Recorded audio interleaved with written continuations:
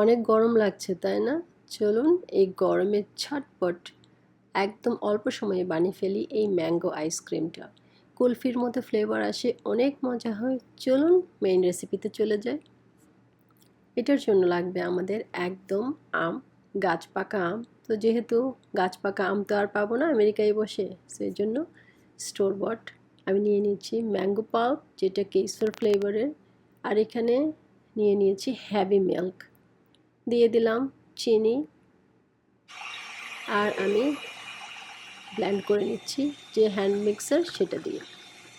তো যেহেতু এটা আমাদের হ্যাভি ক্রিম, হুইপিং ক্রিম আমি ইউজ করছি, এটা অল্প সময়ের মধ্যেই আস্তে আস্তে হুইপ করা শুরু করবে। যারা হ্যান্ড মিক্সার ইউজ করছেন ধৈর্য হারাবেন না, করতে থাকুন।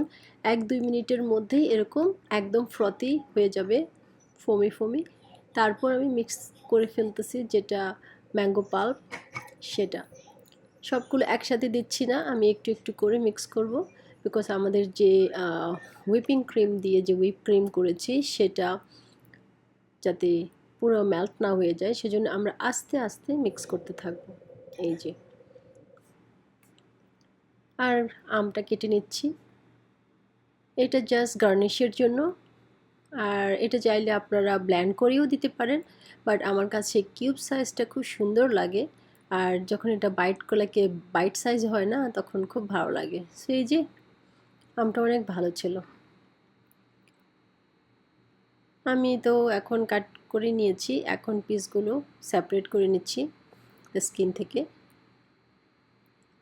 আপনারা আরও ছোটো ছোটোও করতে পারেন, বাট আমার কাছে এই সাইজটা ভালো লাগতেছে। সো আমি জাস্ট গার্নিশের জন্য একটা লোফ প্যান কেকের মোল্ডের মধ্যে দিয়ে দিলাম, একদম বটমে দিয়ে। তারপরে আমি যে মিক্সারটা এখন করেছিলাম হুইপিং ক্রিম দিয়ে, ওটা দিয়ে দিচ্ছি। সো ইভেনলি স্প্রেড করে নিব। আর মেক শিওর করবেন এটা একটা প্লাস্টিক র্যাপের মধ্যে দেন, তাহলে আমাদের যখন এটা ফ্রোজেন হয়ে যাবে তখন আমরা ইজিলি রিমুভ করতে পারবো। ট্যাপ করে নেবেন, এক্সট্রা বাবল বা এয়ারগুলো থাকলে সেটা বের হয়ে যাবে। আর এটা হলো যে ম্যাঙ্গো পাল্পটা ইউজ করেছি, আমি কিছু ম্যাঙ্গো পাল্প রেখে দিয়েছিলাম উপরে গার্নিশের জন্য। সো এটা যার মনের ইচ্ছা সেভাবে ডেকোরেশন করবেন। আমার কাছে এরকম করে জিগজ্যাগ করে দিতে খুব সুন্দর লাগে, আর এটা যখন ফ্রোজেন হয় না দেখতে অনেক সুন্দর লাগে। সো আমি স্টিক ইউজ করেছি, যে সুশি স্টিকগুলো, সেটা দিয়ে আমি জাস্ট এরকম করে রাউন্ড করা। এই কাজটা আসলে অনেক ভালো লাগে করতে, খুব লাইক স্যাটিসফাইড।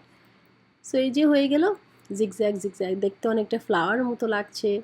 সো আমি আরেকটা প্লাস্টিক দিয়ে উপরে কভার করে দিয়ে দিচ্ছি, তাহলে যখন আমরা ফ্রোজেন করব এক্সট্রা আইসিং হবে না। আর এখানে আমি কুলফি মোল্ড ছিল আমার কাছে, সো আমি চিন্তা করলাম যেহেতু আমার এক্সট্রা ব্যাটার আছে, আমি এটা কুলফি করে ফেলি। সো আমি এভাবে মোল্ডে দিয়ে তারপর ক্যাপগুলো দিয়ে ফ্রোজেনে রেখে দিব কয়েক ঘন্টার জন্য। ওভারনাইট রাখলে খুব ভালো হয়। তারপর আমি এক্সেস যেটা ছিল সেটা আমি ন্যাপকিন দিয়ে ভালো করে ওয়াইপ করে নিয়েছি, তাহলে দেখতে ক্লিন লাগবে। আর যখন আমরা ফ্রোজেন করব তখন খুব ভালো লাগে, সেট হয়ে যাবে, এক্সট্রা ম্যাচে থাকবে না। এই যে হয়ে গেল, আমি বেশ কিছু ঘন্টা রেখেছিলাম, আমি আই থিঙ্ক ওভারনাইট করেছি। এই যে, প্লাস্টিক দিয়ে র্যাপ করাতে আমাদের মোল থেকে ইজিলি রিমুভ করতে পেরেছি। তো আমি এখন ফ্লিপ করে দিব, যেহেতু আমার একদম সুন্দর করে বটমে আমি পিসগুলো দিয়েছিলাম। আমরা বোথ সাইডে কেটে নিতে পারবো, বিকজ এই সাইডটা আমার কাছে বেশি সুন্দর লাগছে। সো আমি আপসাইড ডাউন করে নিয়েছি। এই যে, এখন স্লাইস করে আপনারা আপনাদের পছন্দ মতো স্লাইস করে কেটে নেবেন। আমি বিগ বিগ স্লাইস করে লাইক কেক সাইজের মতো করে নিয়েছি। এই যে, আলহামদুলিল্লাহ, দেখতে কি সুন্দর হয়েছে না, খেতেও সেই রকম মজা হয়েছে। এই যে, ওই পাশটা ছিল জিগজ্যাগ পাশ আর এটা ছিল রেগুলার। এই যে, আর একদম সেট হয়ে গিয়েছে। ম্যাঙ্গো ফ্লেভার খুব পছন্দ, আমারও খুব পছন্দ, আমার বড় মেয়ে তো অসম্ভব পছন্দ। সো আমি চেষ্টা করি ওকে প্রায় ম্যাঙ্গো ফ্লেভারের অনেক কিছু করে দিই, ম্যাঙ্গো লাসি করে দিই, এটা করে দিই সেটা করে দিই। সো ও অনেক পছন্দ করে। সো আলহামদুলিল্লাহ, দেখুন ডিলিশিয়াস এই গরমে গরমে একদম এই মজার ম্যাঙ্গো আইসক্রিমটা বানিয়ে খেয়ে ফেলুন। কুলফিও বানাতে পারেন, অনেক মজা হয় seriously. like a is mouth watering. So mango পিসটাই খেয়ে দেখি। আর ম্যাঙ্গো কিন্তু ফ্রোজেন হয়ে গেলে আরো মজা লাগে, তাই না? এই যে সবাই ভালো থাকবেন, এই মজার রেসিপিটা ট্রাই করবেন আর জানাবেন কেমন হয়েছে।